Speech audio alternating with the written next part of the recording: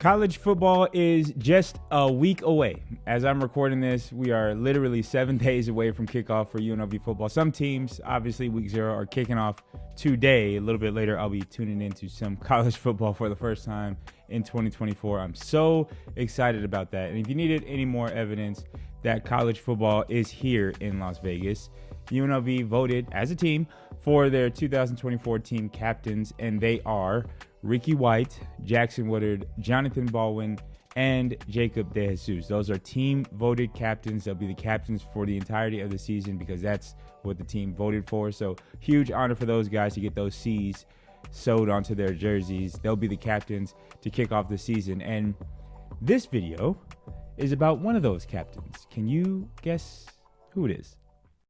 Watch the breakdown. Episode 5 of The Breakdown is all about Jacob DeJesus, and the thumbnail probably gave that away. But Jacob DeJesus is one of the most dynamic players in the conference, in the country, dare I say, because he can do so many things and do so many things well. I'm really excited about the story of Jacob DeJesus, not just on the field, but off the field as well. He's become a fan favorite for a lot of different reasons. There's been a lot of talk about Ricky White as one of the best receivers in the nation, and that's deservedly so. And also about Jackson Woodard on the defensive side with all of the preseason watch lists that he's found himself on. But one of the under the radar, if you can say such a thing about an All-American nominee, one of the guys that's flying under the radar is Jacob DeJesus. And I think he's going to be a very important piece and have a very spectacular season as a wide receiver slash punt returner slash kick returner slash running back. So how does Jacob DeJesus have so much success in the return game as a receiver and once he has the ball in his hand?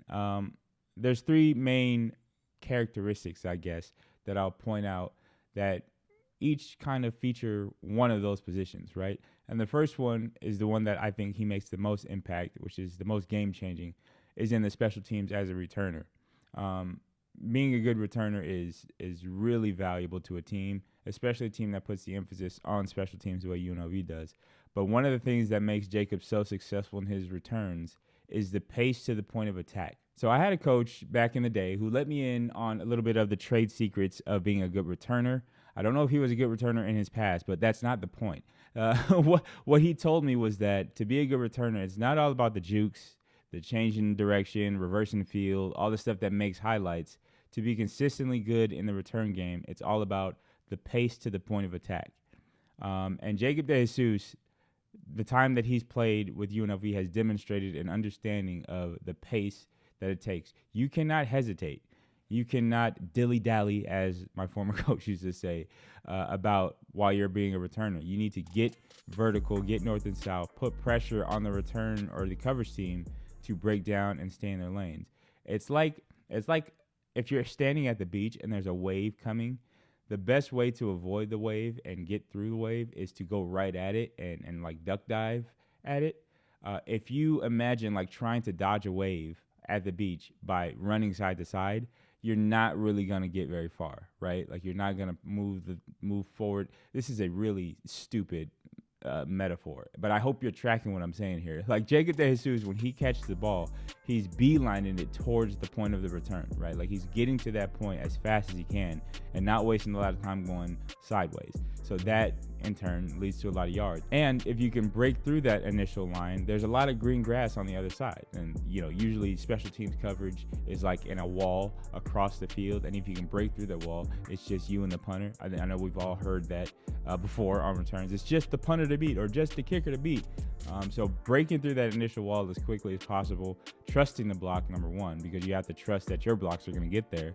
That's an act of bravery in a lot of cases. But Jacob DeJesus has an understanding of that. So the pace to the point is what Jacob is special at in the return game. Another attribute that I think doubles on both the return game and as a runner is his vision with the ball in his hands. And I don't think that vision can be overstated here. He can see where the play is developing at a different rate than other people. And a lot of it has to do with how fast he's moving, just the ability to process all the movement that's going on in front of him at a high speed is part of his vision. But he also got to put his vision as a running back on display towards the end of last season. And there were some injuries to the Rebels running back depth chart in the bowl game. So Jacob, I think, was forced to take some handoffs. But once he was forced to do that, I think you get kind of the sense that, okay, he's good at this. He displayed some vision and some cutback ability as a running back, taking handoffs out of the backfield. And I think the vision will help him as both a kick returner as well as if he is used in any capacity in the running game, which I think in year 2 of the Go-Go, it's fair to say that there's room for that expansion, right? There's room to expand with Jacob DeJesus. The third attribute that I want to talk about is Jacob DeJesus' route running ability, right? He's a wide receiver. That's what he's listed as on the depth chart. But I don't think he was featured that much as a wide receiver. And part of it was necessity. I don't think the Rebels really needed to use him in the pass attack as much with the way Ricky White performed, Kalea Balunga as well. They really spread the love around and really don't have a need to feature one guy all that much. So we didn't see Jacob's route running put on display as much as I think we could. But Jacob is elite with his routes. He's quick, he's shifty, he's agile. He understands the pacing and the timing with the quarterback and the route. He understands if his route's taking too long to get it to the spot when he needs to be. He understands the zone feel and when he's open, when to settle in the zone. And I think the best part is that he understands how to win against man coverage. You talk about UNLV, and you know that Jacob is playing out of the slot primarily, and that's primarily. It's not the only place he plays out of. But Jacob plays primarily out of the slot, which puts him in a lot of situations against a defender who's not adept at guarding a wide receiver man-to-man. Add to that the fact that most defenses, their nickelback, the nickel corner, is not nearly as good in man-to-man as the outside edges at corner. That's partly why they're nickelbacks. But Jacob operates in that space. So he's either got a nickelback or a linebacker on him most of the time, just in a basic structured formation. The advantages come in that spot because Jacob practices now against a defense that usually has 4 to 5 very high quality defensive backs that he's going up against. And UNLV has done a great job bolstering up their DBs so that they have quality that guards Jacob DeJesus. And watching practice in the spring and in the fall, you saw a lot of 1-versus-1 reps when it comes to route running and DB reps. So everybody got better, I think, with their route running. And I've seen the sharpness of Jacob DeJesus' routes improve tenfold over last season. I think his determination, his practice habits, the team's practice habits have made everybody a lot better. And I think Jacob is one of those guys who's taken a big leap forward in a specific category like running his routes. He runs cleaner, more precise routes. He's added some technique. And I think he's added a little bit of speed. We joked last year about how he used to run track, and the track didn't help him because he got walked down on a kickoff return that didn't get to the end zone. But I think he's increased his speed. However, incrementally, he's increased his speed just a little bit, and the sharpness of his routes is a little better as well. So I'm looking to see Jacob have a breakout year. When you talk about the watch list that UNLV has had, a record number of watch lists that the UNLV players have been added to this preseason, I think the one that I'm most excited about, and the one that I think of all of them that has the best chance of coming back to UNLV is the Paul Hornung Award, and it's because of Jacob DeJesus. I can't really think of anybody else who's as versatile as Jacob DeJesus, outside maybe of Travis Hunter, who we know at Colorado does just about everything for Deion Sanders. But if you look at it between those two guys, I think offensively, Jacob impacts a game in so many different ways, and he can produce at such a high level. If he's able to, I don't see any reason why he doesn't bring the Paul Hornung Award back to UNLV. I'm excited to watch his story. I'm excited for him as a person. I think he's put himself and his family, his new family, in a position to have a successful career playing the game of football, which is his ultimate goal. So those are the 3 attributes on the field: the pace to the point of attack, the vision as a runner, and the route running as a wide receiver. Jacob DeJesus has all of those in his bag as a UNLV athlete. So great job by Jacob DeJesus being that. Off the field, we know Jacob DeJesus made a splash with his introduction to UNLV. The spring game in 2023, he proposed to his then girlfriend on the field at Allegiant Stadium in front of all the fans that were in attendance. She said yes. I think Jacob might be the only player to propose on the field and get a yes in UNLV history. I'll check with Mark Wallington on that. He has all the information and those kind of stats that we all really care about. So Jacob DeJesus, got the wedding ring.